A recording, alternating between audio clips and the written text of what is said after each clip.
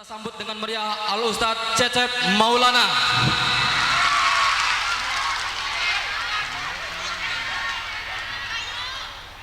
Ahlan wa sahlan, selamat datang kami ucapkan Al-Ustadz Al-Fadil Al-Mukarram Ustadz Cecep Maulana yang alhamdulillah jauh-jauh dari Bandung atau dari Jakarta bisa tampil. Waalaikumsalam warahmatullahi wabarakatuh. Dan mohon dengan segala hormat nanti bisa menyampaikan acara inti untuk pelepasan kelas 9 tahun pelajaran 2015-2016. Kami ucapkan sekali lagi ahlan wa sahlan bikudumikum ila mantikoti ila madrasati SMP Negeri 1 Gantar. Ya, ini Al-Ustadz Cecep Maulana. Waalaikumsalam. Alhamdulillah bisa langsung. Ya, sekali lagi kita ucapkan selamat datang kepada Al-Ustadz Cecep Maulana.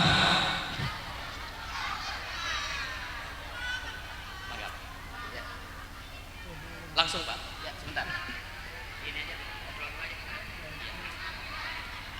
ya, ini Bapak Al-Ustadz Cecep Maulana ini biasa tampil di TV-TV ya. Kalau Anda tidak suka melihat TV, ya jarang melihat beliau.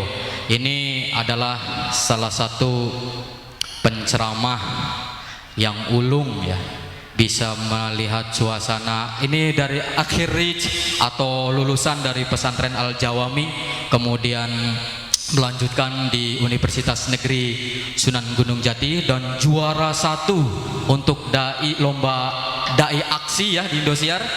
Kemudian juara 1 yang mirip Kiai Haji Zainuddin MZ. Kemudian juara 1 juga untuk stand up komedi Muslim ya. Kita sambut Al-Ustadz Cecep Maulana.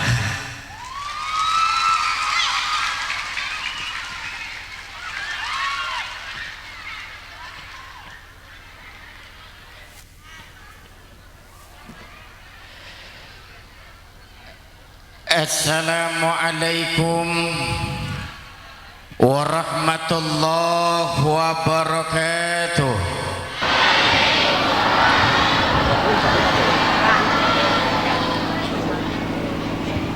Alhamdulillah,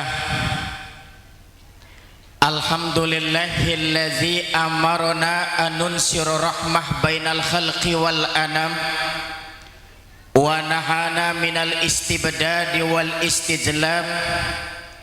Wassalatu wassalamu ala nabiyyina Muhammadin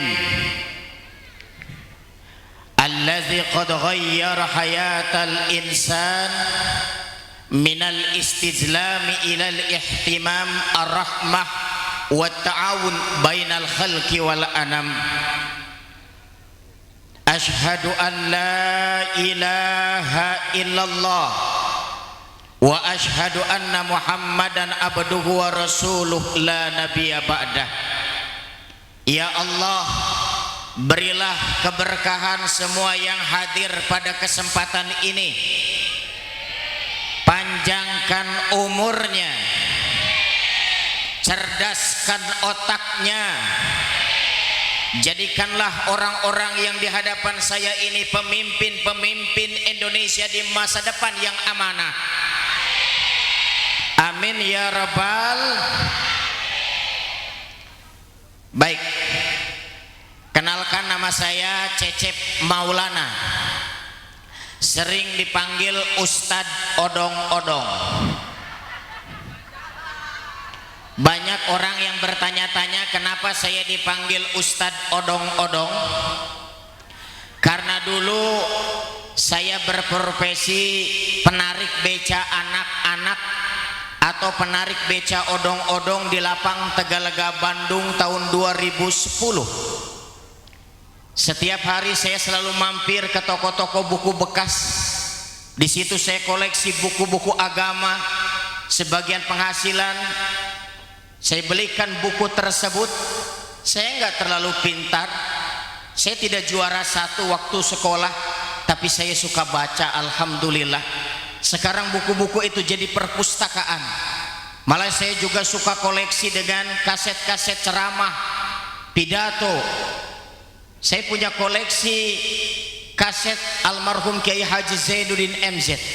Saya juga punya koleksi pidato-pidato Bung Karno.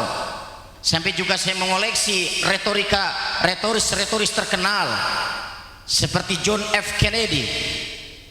Maaf, kata orang saya mirip Kiai Haji Zainuddin MZ. Saya nggak tahu, tolong dinilai, maaf kalau kurang mirip. Boleh saya contohkan? Boleh saya contohkan? Assalamualaikum warahmatullahi wabarakatuh.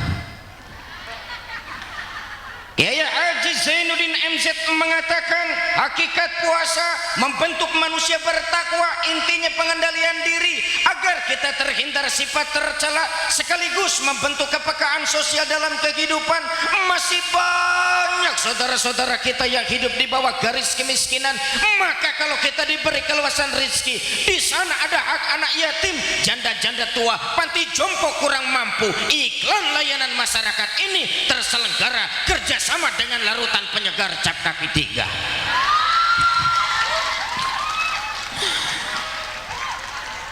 Mirip tidak? Alhamdulillah. Hingga akhirnya alhamdulillah saya sering-sering dipanggil ceramah. Kemarin saya baru diundang di Sampit, Kalimantan Timur. Bayangin, dulu pernah terjadi tragedi antara suku Dayak dan Madura. Tapi saya tidak takut ceramah di Sampit. Justru saya takut ketika diundang ceramah di balik papan. Bayangin, ceramah di balik papan. Tapi ternyata tidak seperti yang saya bayangkan. Padahal dulu saya waktu pertama belajar ceramah, adik-adikku sekalian, saya masih ingat hadisnya nggak salah, Qurannya juga benar cara bacanya, tapi kenapa yang hadir hilang? Satu persatu pulang, kecuali anak kecil di depan saya. Dia tidak pulang. Dek, kenapa adek di sini terus suka dengan ceramah kakak? Enggak, Ustadz. Lalu kenapa masih di sini? Sejadah saya keinjak.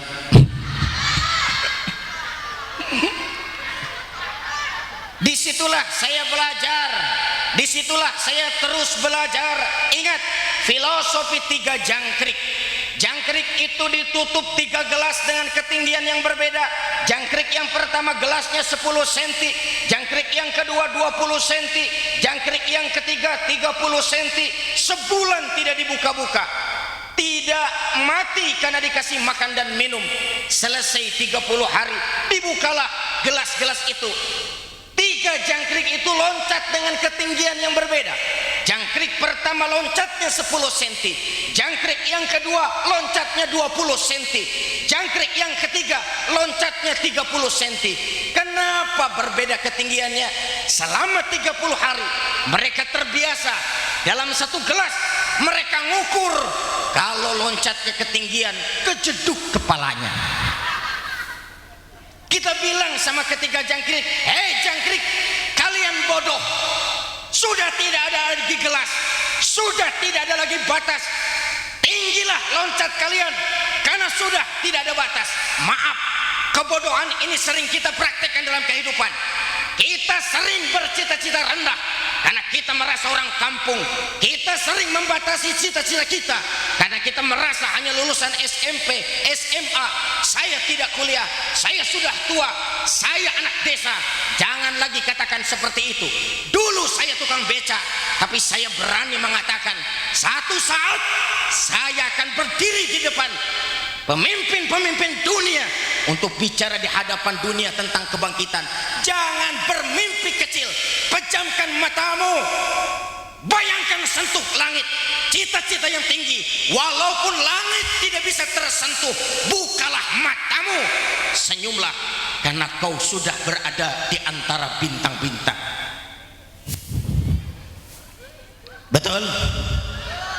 Betul? Siap bercita-cita tinggi? Siap bercita-cita tinggi? Ini, maka nanti maaf, saya akan banyak bicara kisah hidup bukan apa-apa. Saya ingin memberitahu kepada Anda kalau kisah Rasul dipraktikkan dalam kehidupan, ajaib, kita akan mendapatkan keajaiban. Baik, 7 group who will get protection in the day there is no protection except Allah's protection. 7 golongan Allah akan berikan pertolongan di mana tidak ada yang ditolong waktu itu kecuali hanyalah karena pertolongan Allah. Sab'atun yudhilluhumullah fi dhillihi yawman la dhilla illa dhilluh. Imamun adil, syabun nasya'a fi ibadatillah, rajulun qalbuhu mu'allakun bil masajid, rajulani tahabba fillah wa tafarraqu alaihi, rajulun tasaddaqa bi sadaqatin fa akhfaha hatta la ta'lamu shimaluhu ma tunfiqu yaminuhu, rajulun da'atu imra'atun zatu mansibin wa jamalin faqala ini akhafullah, rajulun dzakarallah khalian fafadat aina. 7 groups who will get protection in the day there is no protection except Allah's protection. A fair government, a young man who devotes himself to worship Allah, a man whose heart is always tied up to the mass, 2 men who gather in spirit in the name of Allah, a man who is asked to commit adultery but a young and beautiful woman he refuses her because of love to his God, a man who gives charity secretly upon his left hand doesn't know how much money the right hand gives, and for the last, a man who remembers while he's alone he cries because of love to his God. Ngerti bu? Ngerti bu? Sama. Dulu juga kagak ngerti, setelah ngapalin baru paham. Siapa 7 golongan itu? Pemimpin yang adil, pemuda yang gigih ibadah, laki-laki yang jatuh cinta dengan masjid, 2 orang yang saling mencintai karena Allah, laki-laki yang diajak berzina, dia menolak karena takut pada Allah, orang yang bersedekah ikhlas, terakhir orang yang tengah malam bangun meneteskan air mata karena cinta dan sayangnya kepada Allah, mengingat dosa dan kesalahannya. Boleh saya cerita? Boleh saya cerita? Odong-odong episode pertama. Baik, kenapa nih ada istilah Ustadz odong-odong? Inilah kisahnya. 2010 adalah tahun yang berat dalam kehidupan rumah tangga saya. Allah memberikan ujian, usaha saya jatuh bangkrut. Saya harus menjual rumah, menjual mobil, hilang semua harta kekayaan saya. Saya tinggal di sebuah kosan, lantai 2, kamar mandi di luar supaya lebih murah, bayarannya pun bulanan. Tapi yang saya syukuri, alhamdulillah, punya istri yang sabar, yang terus memotivasi walaupun dikasih kesusahan. Ayah, jangan putus asa, ini ujian dari Allah. Pokoknya ayah yang semangat, semangat, semangat, semangat. Alhamdulillah. Makanya saya sering kaget, saya tanya mama, kenapa mama sabar sekali dikasih kesusahan, kok nggak marah-marah? Satu kalimat yang membuat saya meneteskan air mata. Apa katanya? Kenapa dia sabar terus? Katanya, kagok, terlanjur. Aduh, saya lihat rekening tabungan sedih, uang saya tinggal 5 juta terakhir. Maaf, saya nggak bermaksud sombong. Kalau saya sebutin jumlah sebelumnya bu, sebelum bangkrut, maaf saya nggak sombong, jumlah sebelumnya 5.500.000. Kirain gede. Saya ke ATM, mau saya ambil, ingat kata kiai, lagi susah mau ditolong Allah, bahagiakan istri untuk terakhir kali. Sebab uang ini harus dimanfaatkan untuk bahagia istri. Saya mau ambil, saya kasihkan buat istri. Masuk saya ATM. Orang kalau lagi susah, ATM biasanya ramah sama kita, sehingga kita berkali-kali dikasih keramahan oleh ATM. Dengan cara apa? ATM sering minta maaf sama kita. Masukin kartu, tekan PIN, langsung dia minta maaf. Maaf, saldo Anda tidak mencukupi. Akhirnya saya ke kasir, saya ambil semuanya uang 5 juta. Saya kasihin sama istri saya. Mah, ini 5 juta. Ini uang apa ayah? Sudah, jangan banyak nanya. Ini semua untuk mama. Kapan lagi bahagiakan istriku tercinta? Sok habisin. Ingatkah mamah dulu naksir tas yang berwarna ungu? Kapan lagi kalau bukan sekarang? Beli. Mau gelang? Beli. Mau kalung? Beli. Baju baru? Beli. Habisin. Serius ayah? Serius mah. Serius ayah? Serius. Kalau pengen sengsara mah. Alhamdulillah itu uang balik lagi. Kenapa balikin? Nggak mau sengsara mah. Ya iyalah, uang buat usaha pakai shopping jasa sengsara. Akhirnya apa yang terjadi? Ini uang untuk usaha. Ayah mau usaha apa? Inilah yang ayah bingung. Beli angkot nggak cukup, buka warung juga sama.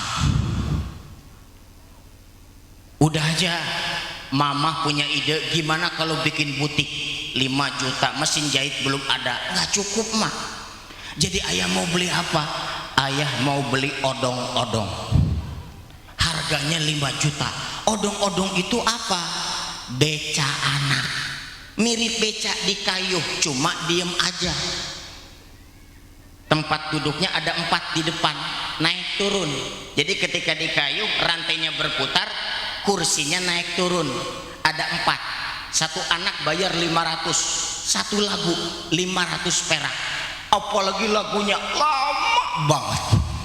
Kadang-kadang bingung, ya Allah kapan ini ke Mekahnya? Lagunya lama banget, 500 perak. Cuma Cecep kasih tahu, kalau usaha pengen sukses, tolong ikuti. B, D,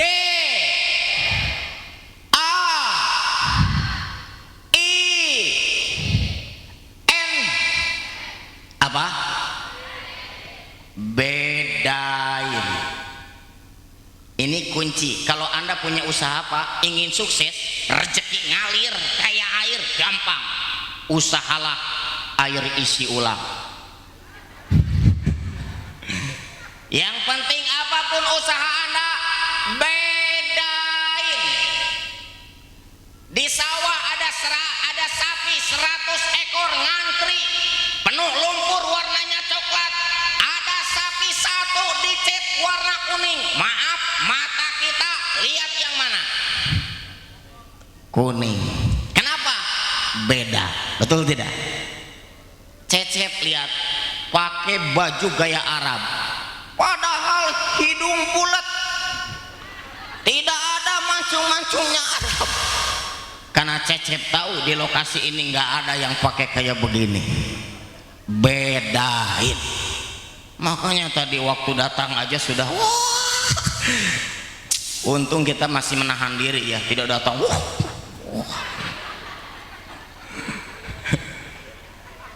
Bedain. Anda dagang bakso, baksonya bulat, rezekinya bulat.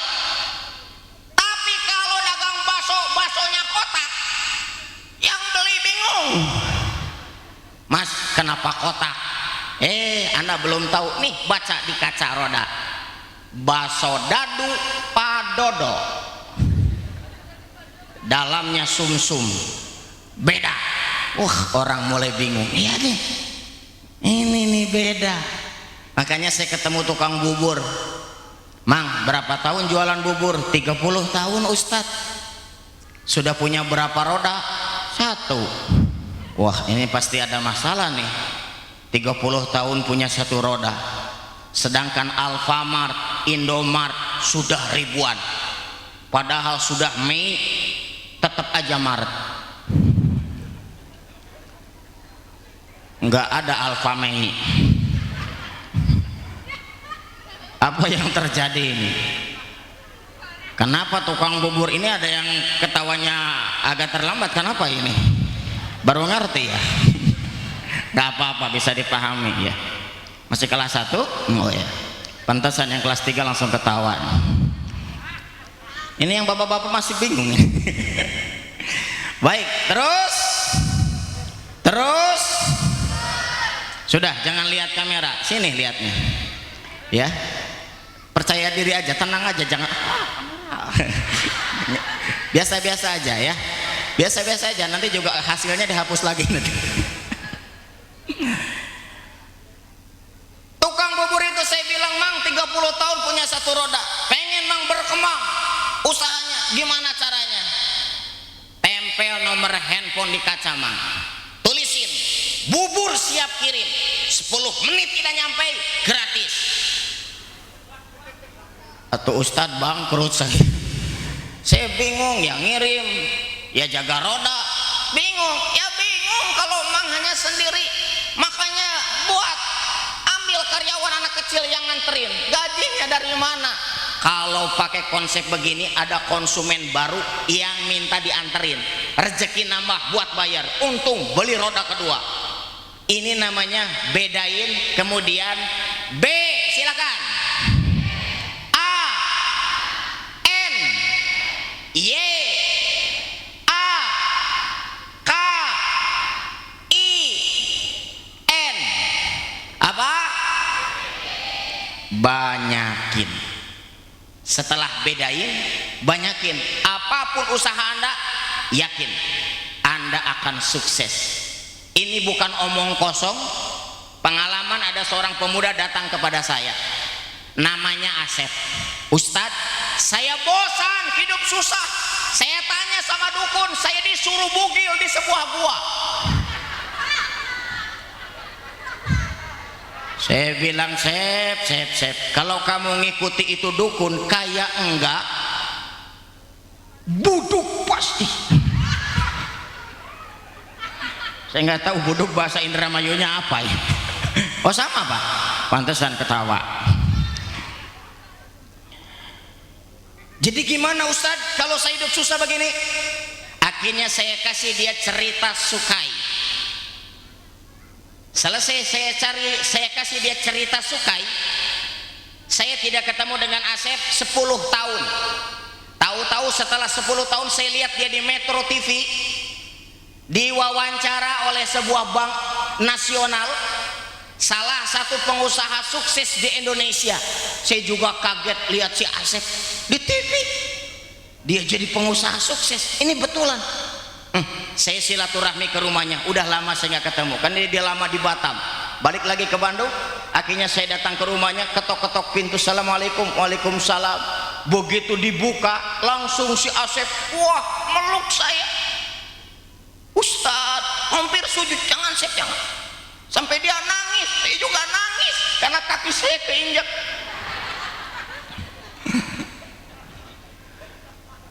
Wah, alhamdulillah Asep, sekarang Asep sudah sukses. Sekarang Asep sudah berhasil. Di rumahnya saja, di depan rumahnya, di halamannya, saya lihat mobil 10. Sep, ini mobil banyak banget. Tetangga saya pada nitip Ustadz, kirain punya kamu. Ya memang banyak sih, tapi tidak sampai 10. Dia bilang, Ustadz terima kasih, saya dikasih cerita Sukai sama Ustadz waktu ceramah, akhirnya Asep bisa berubah. Anda mau cerita Sukai? Mau cerita Sukai? Nanti akan saya ceritakan. Sekarang cerita odong-odong dulu yang tadi belum beres. Saya bilang sama istri, Mah, ayah mau beli odong-odong, beca anak. Mama sih setuju, cuma masalahnya siapa yang akan ngayuh itu odong-odong? Susah ayah carinya. Jangan khawatir, sudah ada orangnya, betah. bangunan juga kuat, gak ngundurin diri, jujur setorannya. Siapa? Tunjukkan sama mama. Kalau ada, mama setuju. Orangnya ada di hadapan mama. Mana ayah? Nggak ada siapa-siapa. Ya Allah, saya tidak dianggap orang. Ini mah suamimu tercinta yang akan bawa odong-odong. Istri saya kaget. Hah? Ayah yang ngasih sepeda, ayah yang bawa odong-odong. Ayah itu guru ngaji, Ustaz. Sekarang ayo sepeda, odong-odong, beca odong-odong. Bagaimana ini ayah? Mau taruh di mana muka ayah? Ya taruh di depan atau mah? Masa di belakang? Bukan begitu. Apa ayah tidak malu? Kenapa mesti malu, ma? Ini usaha halal. Kalau ayah jadi hakim, terima suap dari terdakwa, baru ayah malu. Kalau ayah jadi wakil rakyat tapi korupsi, baru ayah malu. Odong-odong, recehan, mulia di hadapan Allah, ma. Istri saya juga tepuk tangan sendirian. Hidup odong-odong, hidup tukang beca, hidup tukang bakso. Hidup dah sudah mati mah susah jualannya.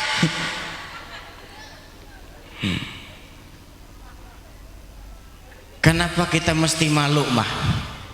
Orang ngatain puling sehari 2 hari, setelah itu lupa. Akhirnya saya beli odong-odong, saya punya strategi. Dari pagi sampai zuhur saya tinggal di pesantren. Kenapa saya tidak usaha? Sebab kalau dari pagi sampai sore saya cari nafkah, tapi saya tidak nambah ilmu. Seumur hidup saya hanya jadi penarik odong-odong. Tapi kalau ilmu saya ditambah, pendidikan saya tinggi, maka yang terjadi apa? Yang terjadi nasib saya bisa berubah. Zuhur saya harus sholat di masjid. Asar saya juga harus di masjid berjamaah. Kalau saya lagi sholat, odong-odong simpen di pagar masjid. Selesai asar saya lanjutkan kembali untuk cari nafkah. Begitu saya lihat pagar, alangkah kagetnya, odong-odong sudah tidak ada di pagar. Saya hanya bisa terduduk dengan lesu, ya Allah, odong baru beli sudah hilang. Cecep tidak akan putus asa, ya Allah. Cecep akan cari nafkah halal, walaupun Cecep jadi kuli bangunan. Siap, ya Allah. Cecep siap daftar untuk jadi kuli bangunan. Cecep akan angkat batu, ya Allah, tapi jangan gede-gede. Dengan air mata menetes masuk masjid, di depan mimbar ada Quran. Di situ saya bernazar, ya Allah, saya tidak akan keluar dari masjid ini sebelum saya hafalkan Quran di tangan saya sebanyak 1 surat. Kalau satu Quran mah kepanjangan, nanti nggak pulang-pulang. Makanya 1 surat, tapi atap. Nah ini yang berat. Mata ditutup, Quran juga tertutup, sambil merem buka halaman mana keluar, dibaca 1 surat dari halaman itu, kan berat. Makanya saya berdoa, ya Allah, istri nunggu, pilihkan surat terbaik untuk saya.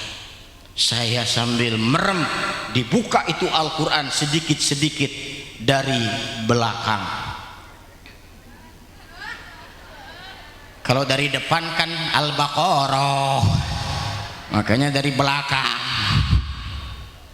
Alhamdulillah saya dapat surah As-Saff, barisan yang rapat. Saya juga bingung kenapa saya dapat surah As-Saff. Tiap saya dakwah saya bilang sama masa, kalau saya dapat As-Saff barisan yang rapat, mungkin ini inspirasi. Kalau Indonesia ingin maju, kalau Indonesia ingin bangkit, hanya 1 pilihan kita. Kita harus dalam barisan yang rapat, jangan berpecah belah. Betul? Kalau wakil rakyatnya berantem terus, orang tuanya juga pada berantem, maaf, suami istri pada berantem, berat. Istri bentak sama suami, suami juga bentak sama istri, istri juga melotot sama suami, suami melotot sama semut. Soalnya nggak berani sama istri. Maaf,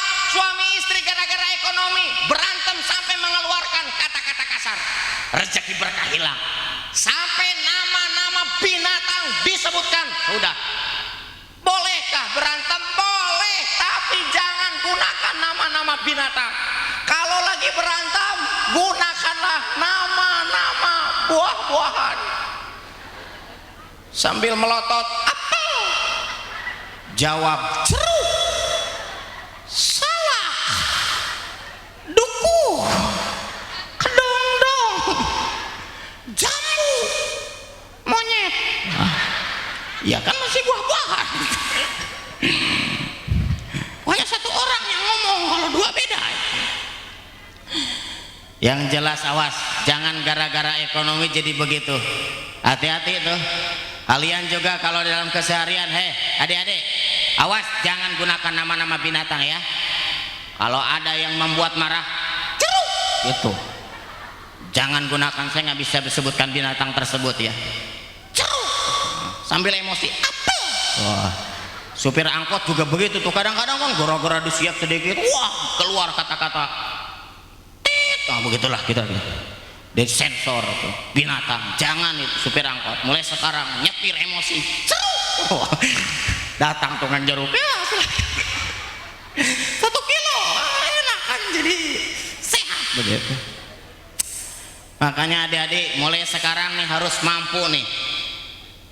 Cece pernah tuh lagi bawa odong-odong, dikelilingi 10 orang geng motor. Cecep tidak mundur.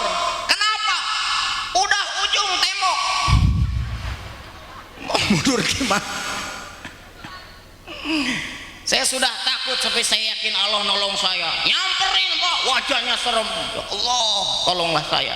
Bukan apa-apa, yang satu bawa belati, yang dua bata. Setelah dekat, ternyata dia nanya jalan. Alhamdulillah. Kirain mau ngapain. Sudah marah, emosi. Saya juga pernah tuh diomongin kata-kata binatang oleh supir angkot. Tapi saya tidak marah ketika lihat ada badut. Dia dengan hidungnya merah, kribo. Saya jadi senyum itu lihat badut. Makanya sekarang ada yang namanya teknik berpikir badut. Jadi kalau ada orang kamu lagi dimarahin ya, itu bayangin dia hidungnya merah bulat, rambutnya kribo, mirip badut. Itu orangnya lagi marah, kita jadi ketawa. Itu teknik mengendalikan emosi ya. Jangan marah. Kalau ada guru marah-marah, badut. Begitu Pak, itu teknik, itu luar biasa itu. Baik, kita lanjutkan lagi. Akhirnya ya saya berdoa, ya Allah, mudah-mudahan walaupun odong hilang, tapi ada lagi rezeki yang lain. Saya keluar masjid selesai ngapalin Quran. Begitu keluar masjid, saya kaget. Ternyata di pagar odong-odong ada lagi. Padahal tadi hilang. Ada lagi, Allah, ada lagi. Luar biasa. Apakah ini gara-gara saya ngapalin surah As-Saff? Akhirnya saya masuk lagi ke masjid. Saya baca sekali lagi. Mudah-mudahan odong saya nambah. Saya keluar lagi. Barulah saya tersenyum. Ternyata yang menyebabkan odong saya ada lagi bukan gara-gara malingnya insaf, tapi gara-gara yang terakhir saya keluar ke pintu sebelah kanan. Tadi waktu hilang kan ke kiri. Jadi dari tadi juga lupa nyimpen. Bukan hilang, disimpan di sono, lihat ke sini. Emang saya kelemahannya pelupa. Serius, saya pelupa. Makanya saya pernah ikut aksi Indosiar. Saya ikut aksi Indosiar. Sekarang sudah mulai itu seleksi aksi Indosiar 2016. Saya angkatan 2014 yang daftar lebih dari 3.000. Saya wakil dari Bandung dan kalah. Saya kalah SMS. Jadi bukan juara 1, koreksi, saya kalah SMS. Yang menang justru Mumpuni namanya ya. Baik, saya lanjutkan lagi. Walaupun saya kalah ya alhamdulillah lah, ada berkahnya. Saya diundang oleh Trans 7 Deddy Kobuzer. Terus saya disuruh ceramah di Gelora Bung Karno. Saya ingat dulu waktu masih narik odong-odong, saya sama teman-teman kan suka latihan. Teman-teman, sih saya mau latihan pidato gaya Bung Karno. Saudara-saudara, saya nggak bisa lanjut, ini panjang lagi nih. Saya bilang, satu saat saya akan pidato seperti Bung Karno di Gelora Bung Karno. Ketawa tuh tukang beca, tukang mie ayam. Cep, kalau mimpi jangan ketinggian, bisa gila. Ternyata saya diundang panitia ceramah di Gelora Bung Karno. Saya sampai beberapa detik tidak bisa bicara. Saya terpana, Bu. Gelora Bung Karno, ya Allah, nggak ada siapa-siapa. Ayo.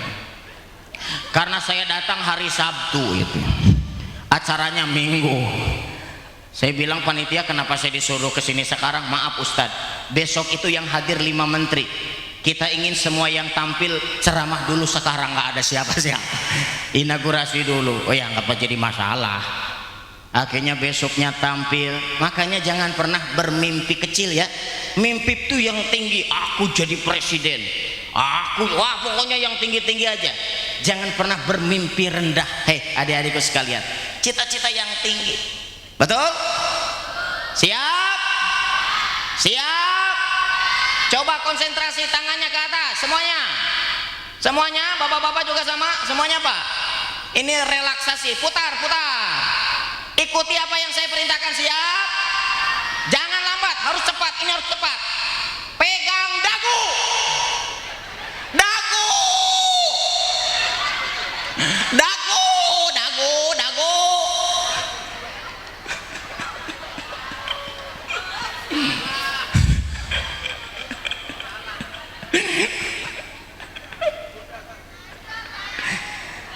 Inilah makanya anak jangan terjebak. Lihat saya pegang begini, ini ikut begini. Masa ini dagu? Ini nih dagu. Dagu bahasa Indramayinya dagu juga kan? Oh pantesan agak ngerti. Bukan kesalahan lah, salah bahasa. Lain kali saya pakai bahasa Inggris. Baik, kita teruskan lagi. Makanya adik-adikku sekalian, kalau kita punya masalah, terutama ekonomi, saya mau ngasih doa. Mau?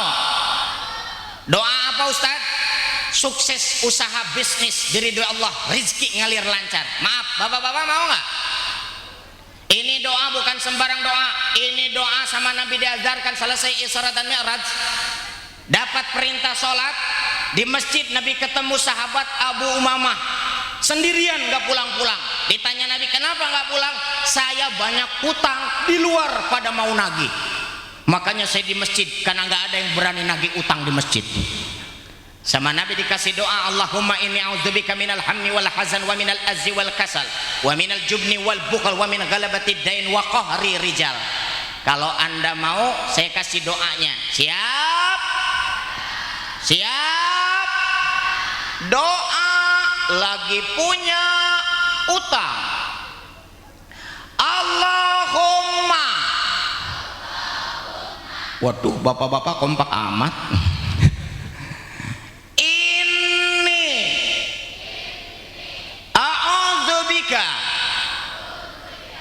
Minal hammi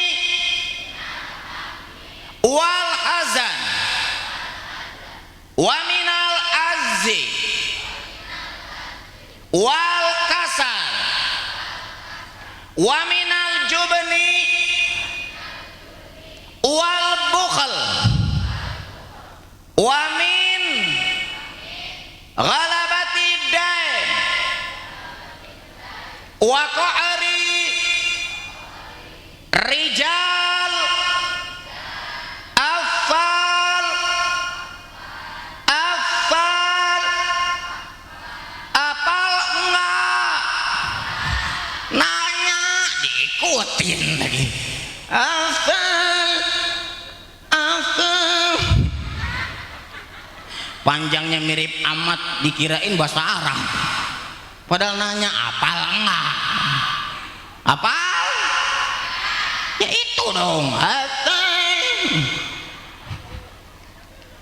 Susah kepanjangan ya. Mau yang pendek ya?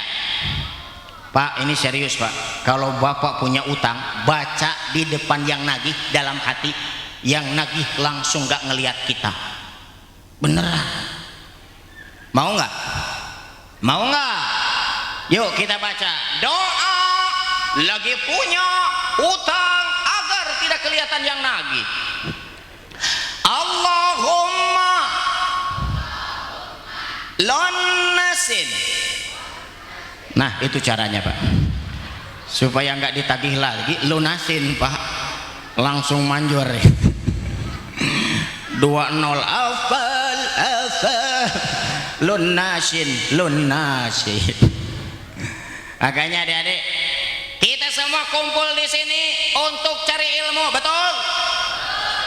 Waktu Cecep di tanah suci gara-gara ilmu, nenek-nenek diketawain. Kenapa? Dia nginep di hotel Hilton bintang 5. Di kamar lampunya nyala terus, pengen matiin, gak hafal saklarnya sebelah mana. Orang lain wirid, ini nyari-nyari saklar, padahal di hotel berbintang gak ada saklar karena pakai kartu lampu mati dan hidupnya. Akhirnya dia nelpon, itu juga gak bisa bicara sebab pakai bahasa Arab. Petugasnya ke atas, ketok-ketok, tok-tok-tok, assalamualaikum. Waalaikumsalam. Arab. Iya lampu pareman, pakai bahasa Sunda. Si Arab bingung, pareman, mazda pareman, ma pareman, apa maksudnya pareman? Tunjuk-tunjuk sama lampu, nur, nur. Ingat waktu ngaji rutin kata kiai, nur cahaya, dipakai nur, nur. Moga-moga si Arab ngerti.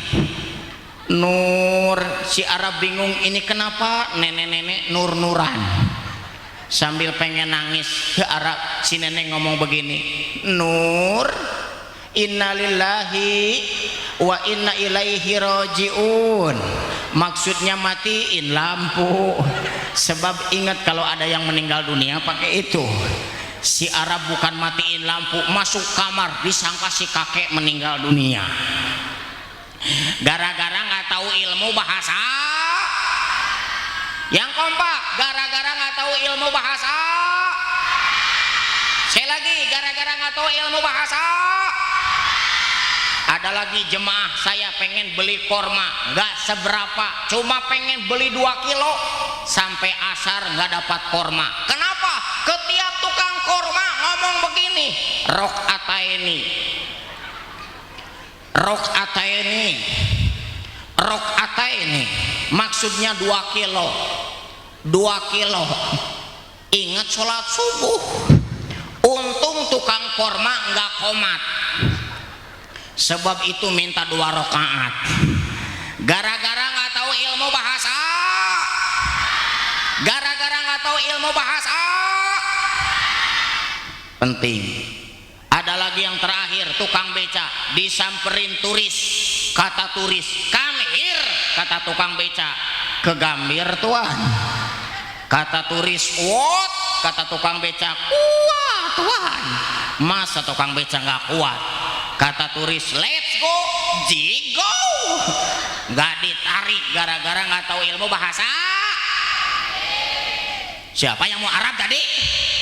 Aringis. Awas nih, pentingnya ilmu. Makanya saya tadi cerita, saya itu pelupa. Saya ikut aksi Indosiar, lupa kenapa? Lupa tampil pakai baju punya mamah dede. Ya namanya lupa mah nggak dosa. Kan saya tampil jam 2 mana ngantuk, suruh ceramah, bayangin jam 2, masuk kamar ganti, bingung, nggak ada siapa-siapa, belum ada karyawan jam 2. Ada baju di kanan macam-macam warnanya, di kiri juga macam-macam. Sudah dikasih tahu, awas, yang kanan semuanya punya mamah dede, yang kiri untuk acara aksi. Jangan salah, kata sutradara begitu. Fahimtum? Fahimna. Pas ke situ saya lupa, tadi yang mamah kiri apa kanan. Waktu 2 menit on air, saya ambil saja yang merah. saya pakai. Kebetulan punya Mamah Dede nggak beda dengan punya saya. Jadi gaya gamis panjang begini. Bedanya hanya dari motif. Punya Mamah Dede motifnya bunga-bunga. Saya di panggung siap. Sutradaranya galak. Kamera satu siap. Kamera dua oke. Kamera tiga sip. Kamera empat oke. Penonton tidak ada yang bicara. Pintu masuk keluar kunci. Tidak ada harapan ganti baju. Saya masih belum sadar. Saya pakai baju ibu-ibu. 10 detik on air Cecep Maulana peserta dari Bandung. 10 9 8 7 6 5 4 3 2 1 all kamera action. Lampu nyorot ke saya semua. Tampil percaya diri. Assalamualaikum. Pakai baju ibu-ibu. Alhamdulillah Pak Kepala Sekolah, saya ditolong Allah. Semua kamera jarak jauh, zoom out, jadi motif bunga tidak begitu jelas. Makanya pemirsa di rumah gak ada yang tahu saya pakai baju ibu-ibu. Kameramennya aja gak tahu, sutradaranya aja gak tahu, malah penonton studio juga gak sadar. Hostnya Irfan Hakim gak tahu, Rina Nose gak tahu, si Abdel gak tahu, yang pakai bajunya aja gak tahu. Alhamdulillah gak ada yang tahu. Masalahnya hanya kecil dikit aja. Yang punya baju ada di depan, yaitu Mamah Dede, dan dia jadi juri. Kebayang Pak galaknya. Makanya selesai ceramah kata Irfan Hakim, itulah penampilan Cecep dari Bandung. Kita dengarkan komentar pertama Mamah Dede. Seperti halilintar jam 2 subuh. Cecep, iya Mama. Hari mana pakai baju saha? Kamu pakai baju siapa?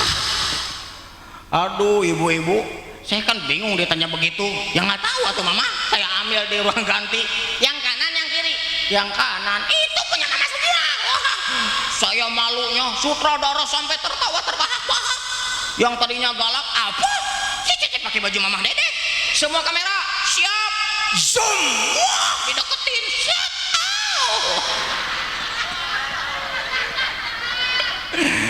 Seperti terlihat aurat itu.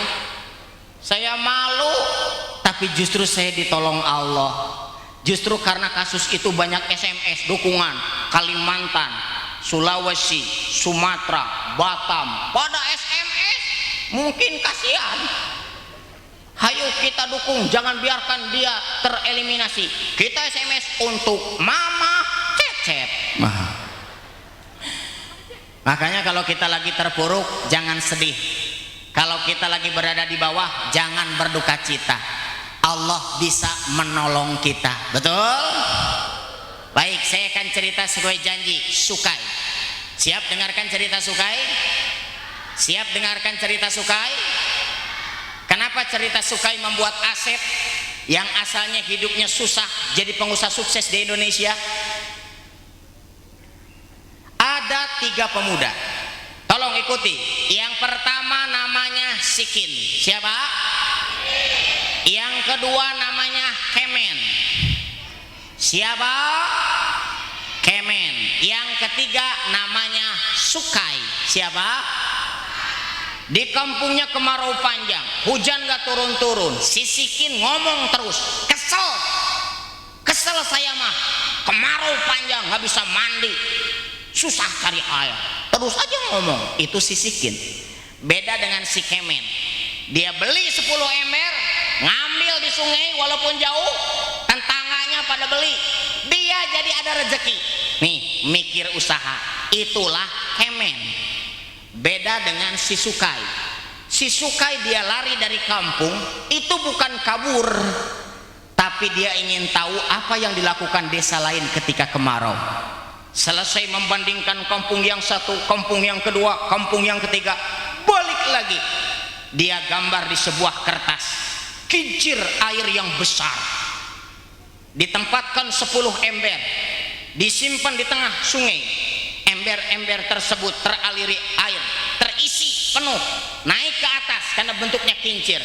Setelah di atas, masukin ke sebuah bak beton besar raksasa. Wah, air tertampung, dialirin ke masyarakat yang jumlahnya 10.000 kepala keluarga. Tapi semua itu hanya gambar, tidak terwujud. Modal dari mana? Hanya gambar. Dia bawa ke kepala desa, Pak, saya punya ide di tengah kemarau, ini solusinya. Waduh, berapa nih biaya yang dibutuhkan? Segini, Pak. Hah? Mahal amat. Makanya saya menghubungi Bapak. Bapak duit dari mana? Ini cuma kepala desa. Bukan dari Bapak. Kumpulkan orang-orang kaya di kampung. Siapa yang akan memodali proyek ini? Nanti masyarakat yang dialiri bayar per bulan dan 50-50 keuntungannya. Baik, dikumpulin orang-orang kaya. Apa yang terjadi? Dipraktekkan, disetujui, dibuatlah kincir air, terwujud bak besar. Akhirnya masyarakat teraliri, 10.000 kepala keluarga, masing-masing bayar 100.000 per bulan. Si Sukai dapat 1 miliar per bulan. Hak kerjanya hanya tiduran. 1 miliar bagi 2 dengan investor, jadi 1,5 miliar per bulan. Kerjanya hanya tiduran. Inilah karena punya ide dan gagasan. Anda ingin tahu siapa Sukai? Anda ingin tahu siapa Sukai? Sukai adalah super kaya. Ada muslim yang super kaya, penghasilannya sebulan miliaran. Kenapa? Karena ini punya gagasan cemerlang. Bedain, banyakin, dia jadi Sukai. Jumlahnya sedikit Sukai ini, hanya 1% saja. Ada kemen. Siapa kemen? Kelas menengah. Sudah ada ide dan gagasan usaha, tapi sayang, usahanya, idenya kurang cemerlang dan terlalu banyak cicilan. Seumur hidup hanya nyicil dan nyicil. Habis nyicil mobil, keluar yang baru, tergoda lagi nyicil, ganti lagi, rugi juga nggak apa-apa, yang penting nyicil lagi. Itulah kemen, Pak. Kelas menengah, bukan miskin, kelas menengah. Sampai meninggal tinggalkan cicilan. Yang terakhir, Pak, ini yang paling parah, sikin. Kerjanya hanya ngomel, menggerutu. Siapa sikin? Si miskin. Makanya saya bilang sama si Asep, Asep mau jadi sikin, mau jadi kemen, atau mau jadi Sukai? Si Asep bilang, Asep mau jadi Sukai, Ustadz. Wah, akhirnya dia jadi driver saya, ceramah kemana-mana. Waktu itu ketemu yang ngundang, kebetulan buat kerupuk Palembang. Si Asep diajari caranya, dia usaha kerupuk Palembang sedikit-sedikit, sampai akhirnya bilang sama saya, Ustadz, maaf, Asep nggak bisa nyetir lagi, mau bisnis kerupuk Palembang, udah tahu cara bikinnya. 10 tahun tidak ketemu, dia punya karyawan yang banyak, punya pabrik kerupuk Palembang. Inilah salah satu contoh, kalian pun bisa menjadi sukses. Saya mau tanya, apakah kalian mau jadi sikin, mau jadi kemen, atau mau jadi Sukai? Sekali lagi, mau jadi sikin, mau jadi kemen, mau jadi Sukai? Siap? Sukai, Sukai, Sukai. Siap? Apa artinya? Super kaya. Saya doakan, mudah-mudahan semua yang hadir di sini menjadi super kaya. Amin. Boleh minum dulu? Aduh.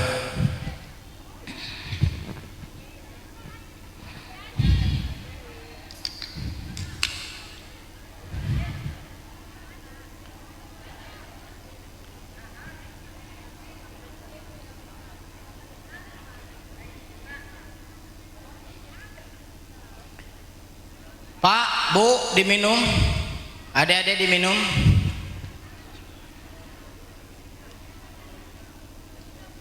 Jangan dilihatin dong. Sembunyi ah.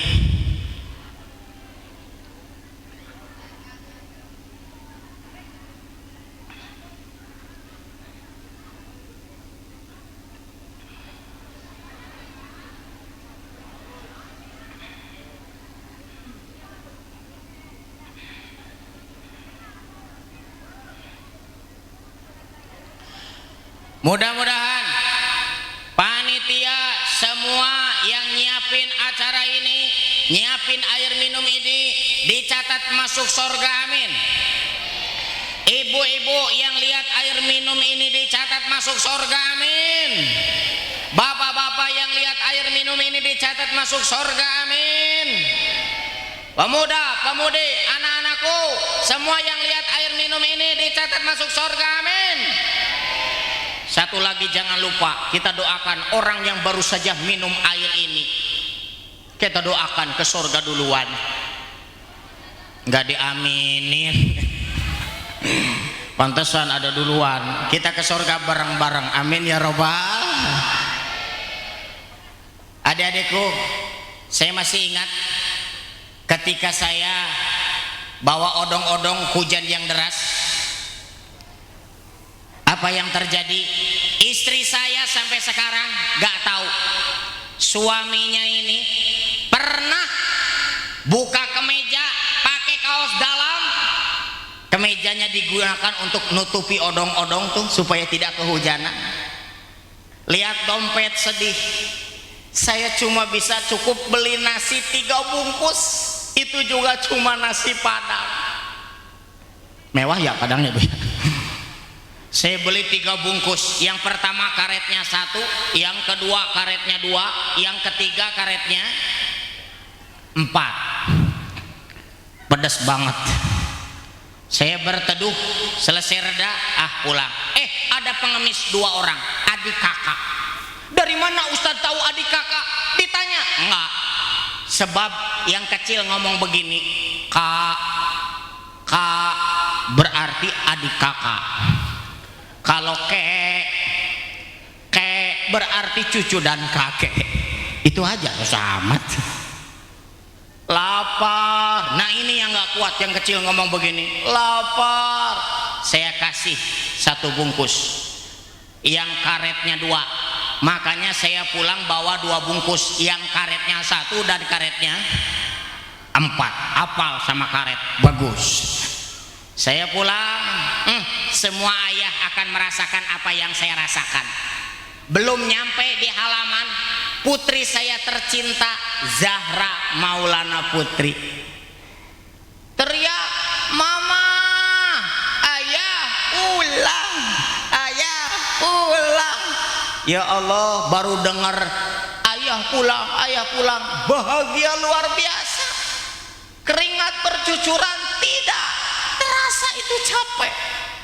Malah kalau pagi-pagi itu si Jara sampai meluk kaki, ayah jangan dulu pergi, Jahla belum cuntangan.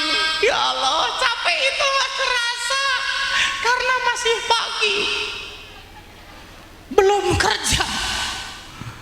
Jara ini kasih sama mama, dikasihin sama ibunya, dibuka 2 bungkus. Kata ibunya apa? Ayah mah pelupa, kenapa cuma 2 bungkus? Kita kan bertiga, ayah, mama, Zahra. 1 lagi mana? Maaf mama, tadi ayah makan duluan, jadi ayah lapar banget, jadi makan duluan, jadi tinggal 2. Kenapa Ustadz bohong? Bilang aja jujur dikasih pengemis. Bukan begitu, saya ngerti. Kalau jujur dikasihin pengemis, istri saya pasti nggak mau makan, dia akan ngalah. Lebih baik suaminya yang makan dan anaknya, dan dia ngalah. Itu yang saya nggak suka, karena udah kurus nggak makan, semakin kurus dia. Lebih baik saya yang ngalah aja dengan bohong supaya dia mau makan. Akhirnya strategi saya berhasil, istri saya makan dengan lahapnya, si Zahra juga sama, kikilnya kenyal ya. Tak terasa air mata menetes. Ya Allah, alhamdulillah saya masih bisa ngasih makan anak istri dengan cara yang halal.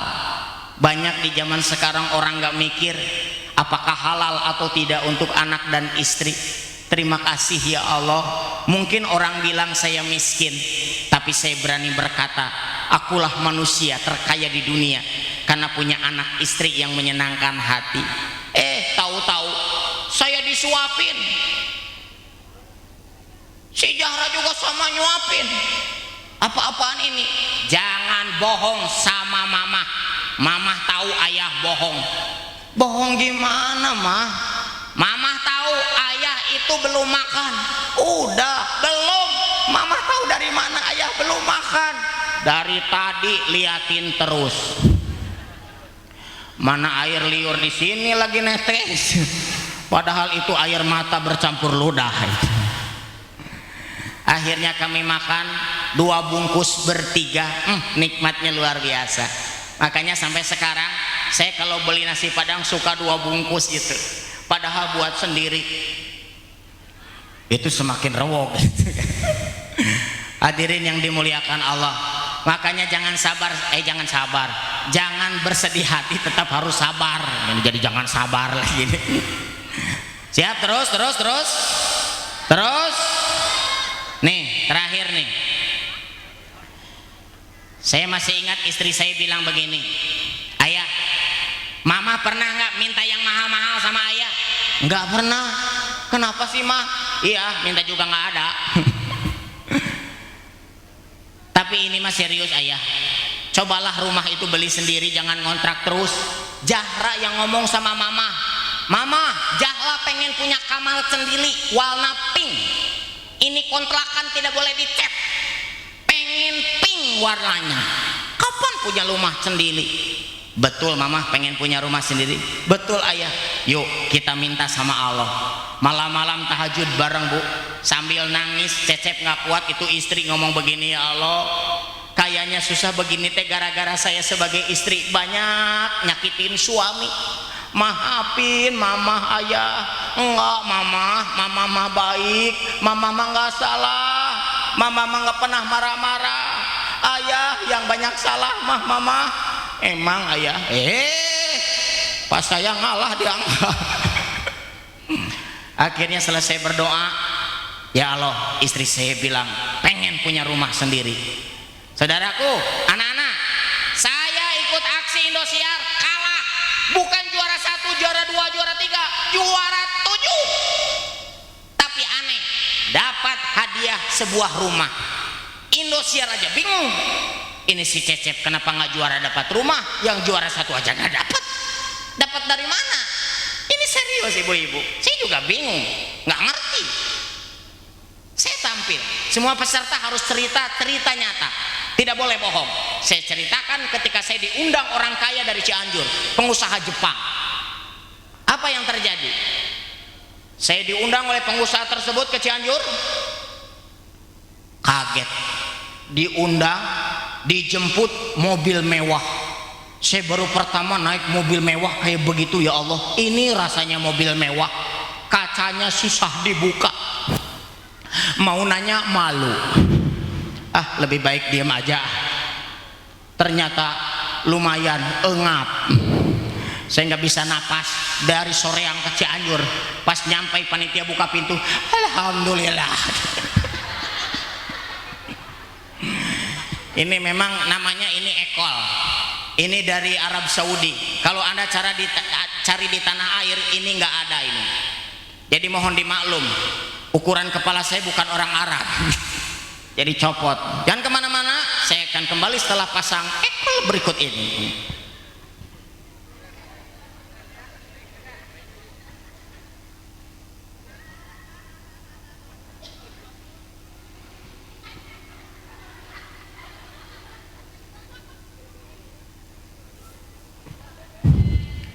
Gimana, sudah rapi belum? Ya biarinlah, yang penting nempel. Kan jadi perhatian tuh semuanya. Tapi udah, itu ekor. Siap? Baik. Akhirnya saya diundang oleh pengusaha. Selesai ceramah, dia bilang apa? Ustadz, saya tertarik dengan ceramah Ustadz. Boleh silaturahmi ke rumah? Oh silakan. Saya dijemput, dianterin lagi. Dia mampir ke rumah saya. Pas masuk rumah saya, bukan rumah saya, kontrakan, kaget. Tidak ada kursi, tidak ada sofa, hanya beralaskan tikar dan langsung tempat tidur, karena memang cuma langsung kamar. Pas dia masuk, maaf, ke kamar Ustaz. Pas dia keluar, teras. Saya di mana Ustaz? Ya biasanya di teras Pak. Oh ya udah di sini saja. Ini rumah Ustaz? Bukan, ini kontrakan. Berapa Ustaz ngontrak di sini? 500.000 sebulan Pak. Itu juga belum listrik. Kenapa? Bapak mau ngontrak di sini?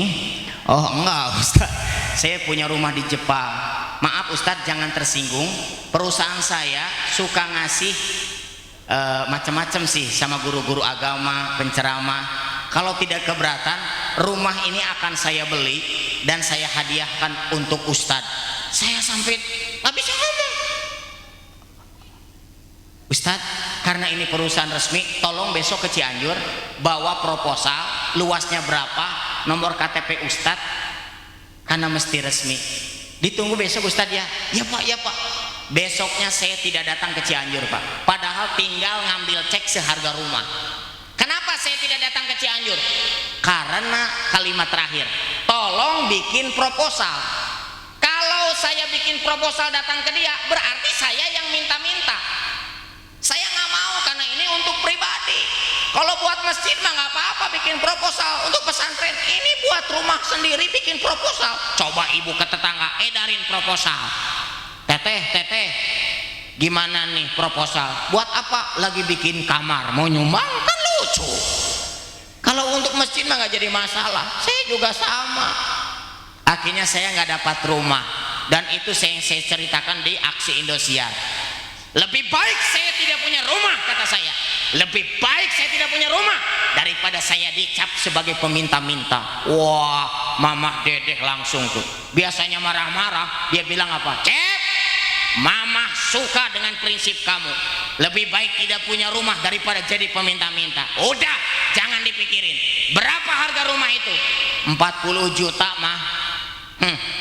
Dari Mama 10. Alhamdulillah Bu, saya dapat 10. Tahu-tahu juri yang kedua, Ahmad Al-Habsi, dia juga ngangkat tangan. Ustadz, saya Ahmad Al-Habsi nyumbang 10 juta. Alhamdulillah, saya nggak kuat itu, langsung netesin air mata. Ya Allah, juri itu ada 4, karena belum tentu semuanya ngangkat tangan. Tanpa disangka yang ketiga ngangkat, yang keempat juga. 4 ulama kondang ngasih rumah. Ini tidak mungkin Pak, tapi terjadi itu saudara-saudara. Saya dapat rumah dari 4 ulama kondang. Saya pernah dikasih air putih sama ulama. Kita tahu air putih aja berkah, ini rumah. Ternyata saya baru tahu, mendingan rumah daripada air.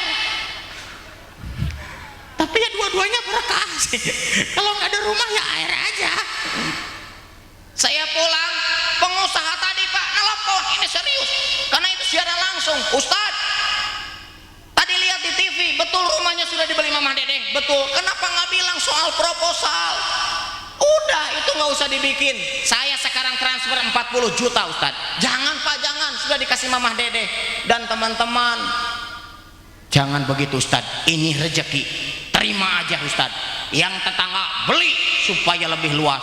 Saya jadi bingung, pada mau ngasih rumah sampai nangis. Ya Allah, atuh ya Allah. Awas, Anda jangan berputus asa. Kalau Anda punya prinsip dalam hidup, awas, Anda akan dikasih rezeki yang berlipat ganda. Betul? Betul? Anda jangan pernah berputus asa. Kalau Anda dalam hidup ini sabar. Saya pernah bawa odong-odong. Saya pagi-pagi belum dapat rezeki, ada ibu-ibu teriak, Mang. Saya balik ke belakang, untung rambut saya nggak panjang. Sebab kalau panjang kan kebayang sanseliknya begini. Rambut pendek, lihat ke belakang, ternyata bukan ngasih rezeki, marah-marah. Mang, tau ngaliwat WK dia budak aing cerik. Jangan lewat sini terus, anak saya nangis. Ya Allah, dimarahin Bu. Saya nggak banyak ngomong. Saya hanya dorong itu odong-odong cari jalan yang lain, padahal rantainya lagi putus. Kebayang ibu-ibu itu. Ya Allah, saya berdoa serius, ya Allah, mudah-mudahan si ibu yang ngomong tadi, yang marah-marah, mudah-mudahan dia umroh. Nah, ini yang saya doakan. Saya dimarahin, malah saya doain dia umroh. Terus terang, sampai sekarang saya tidak tahu si ibu itu umroh atau tidak, karena nggak pernah lewat. Ada juga orang datang ke rumah saya, namanya Pak Herdi. Dia itu siapa Pak Herdi? Punya travel umroh. Ustadz, tolong bimbing jemaah saya ke tanah suci. Saya sampai nggak ngomong apa-apa. Paspor dibikinin, visa juga. Senin masih bawa odong-odong, Jumat sudah tawaf di tanah suci. Nangis serius, ya Allah, saya cuma tukang odong-odong, saya bukan tukang bubur, ya Allah. Karena kan biasanya tukang bubur Pak yang ke tanah suci itu, nggak ada tukang odong-odong. Sampai sholat di Raudhoh di Masjid Nabawi itu, aduh, di tempat Nabi jadi imam, sholat di situ susah. Alhamdulillah saya dikasih rezeki bisa sholat di situ. Kata Kiai Cep, kalau kamu bisa sholat di sana di tempat Nabi jadi imam, tidak ada yang bisa membandingkan khusyuknya dan tenangnya. Saya kalau cerita ke ibu dan bapak nggak akan percaya. Saya aja nggak percaya, karena dikira saya vertigo, pusing. Kenapa kok saya seperti melayang-layang, kata saya. Mungkin sakit gitu kan, lagi sholat nih kayak layang, kayak melayang. Pas lihat ke bawah, kaget. Ini kayak Allah yang namanya khusyuk. Kaki saya, telapak kaki ini nggak bohong Bu, serius. Telapak kaki saya tidak nempel di karpet. Dua-duanya telapak kaki saya. Ya Allah, saya kaget Bu, serius. Tidak nempel. Yang saya bingung, di pinggang saya ada tangan hitam dua. Ini tangan siapa? Ternyata saya diangkat orang negro. Pantesan kaki saya nggak nempel pada karpet. Bukan khusyuk, diangkat, didorong ke depan, dilempar karena dia pengen sholat di situ. Sampai terguling-guling, ya Allah, saya dilempar malaikat. Pas lihat ke belakang, ternyata hitam. Masa malaikat hitam? Tidak begitu lama yang lempar ada di depan saya, dia juga dilempar. Saking berebutnya. Makanya saya doakan mudah-mudahan semua yang hadir di sini bisa ke tanah suci, bisa sholat di mimbar Nabi. Amin, amin. Saya kasih saran Pak, kalau Bapak nanti sholat di situ ya Pak ya, di mimbar Nabi tempat Nabi jadi imam, saya saranin kalau udah selesai jangan dulu salam. Berdoa aja dalam hati Pak, jangan dulu salam. Sebab kalau Bapak sudah salam, baru saja nengok satu nih, itu pantat sudah naik ke atas. Betulan? Bisa batal. Karena berebut itu Pak. Tahu kalau udah salam itu selesai, berebut itu. Kalau mau doa jangan dulu salam, bereskan dulu doa, pengen apa gitu. Tapi kalau ini yang lama juga kadang-kadang diangkat. Yang ini lama nih salam-salam. Mudah-mudahan semuanya ke Mekah, amin. Baiklah, mudah-mudahan kita semuanya bisa mendapatkan barokah ya, dengan mencontoh junjungan kita, di mana yang pertama adalah kita harus tambah ilmu kita. Awas, selesai kalian lulus dari sini jangan pernah berhenti pendidikan kalian, harus tinggi terus. Bedain, banyakin, sukses. Kalian bisa jadi ahli-ahli komputer di masa depan. Sudah, kalau sudah prinsip itu, sukseslah hidup kalian. Baik, dengan ilmu hidup jadi mudah, dengan seni hidup menjadi indah, dengan sholat hidup kita akan jadi terarah. Tanpa ilmu hidup terasa hambar, tanpa seni hidup terasa kasar, tanpa sholat hidup kita akan kesasar. Apapun masalah Anda, ingatlah Cecep ceria. Assalamualaikum warahmatullahi wabarakatuh.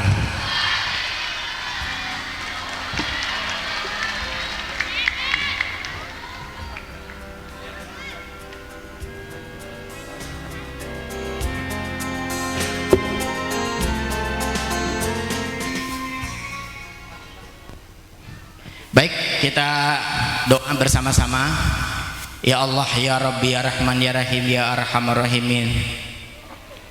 Panjangkan umur ibu bapak guru kami ya Allah. Berikan dia kesehatan, mudahkan rezekinya. Luar biasa pengorbanan mereka kepada kami ya Allah. Subuh-subuh sudah pergi ke sekolah untuk memberikan ilmu kepada kita. Pulangnya sore dengan gaji yang didapat mungkin juga tidak cukup untuk biaya hidup, tapi kesabaran mereka luar biasa. Terimalah amal soleh mereka ya Allah menjadi amalan yang ikhlas. Ya Allah, di depan saya ini anak-anak, adik-adik saya, jadikanlah dia pemimpin masa depan, pemimpin yang amanah, generasi-generasi terbaik, sukai-sukai yang benar-benar ingat kepada Allah. Allahumma inna nas'aluka salamatan fid din. Ya Allah, selamatkan kami dalam agama. Banyak sekali manusia yang tidak selamat dalam kehidupan ini. Panjangkan umur ibu dan bapak kami ya Allah, agar kami punya kesempatan membahagiakan keduanya. Sukseskan kami, jadikan orang kaya supaya kami bisa memberangkatkan ibu bapak kami ke Mekah. Tawaf bareng ibu dan bapak. Indahnya melihat ibu sholat di raudhah, sujudnya, tangisannya, kecupan di kening kami. Luar biasa indah bisa bareng-bareng berjamaah ke tanah suci. Wujudkan ya Allah agar kami bisa memberangkatkan ibu dan bapak kami supaya mereka bisa ke tanah suci ya Allah. Allahumma inna nas'aluka salamatan fid din wa afiyatan fil jasad wa ziyadatan fil ilmi wa barakatan fi rizqi wa taubatan qablal maut wa rahmatan indal maut wa maghfiratan ba'dal maut. Allahumma hawwin alaina fi syakaratil maut wa nazata minan nar wal afwa indal hisab. Rabbana atina fid dunya hasanah wa fil akhirati hasanah wa qina adzabannar.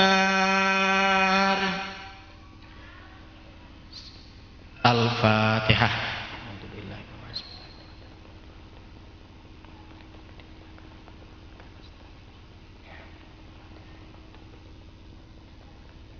Assalamualaikum warahmatullahi wabarakatuh.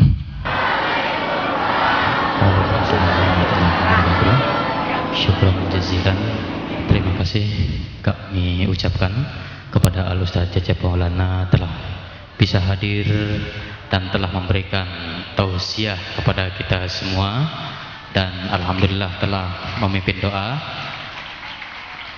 Jangan bosan atau sudi kiranya nanti bisa mampir kembali. Kepada anak-anakku, kita menetap dulu, jangan dulu bubar. Ada beberapa hal yang akan disampaikan sebelum penutup, khususnya untuk kelas 9D. Setelah ini nanti bisa berkumpul di tempat foto, dan kepada rekan-rekan OSIS nanti merapat di bawah panggung. Dan selaku pembawa acara, mohon maaf yang sebesar-besarnya bila ada salah kata atau salah ucap. Astaghfirullahaladzim. Assalamualaikum warahmatullahi wabarakatuh.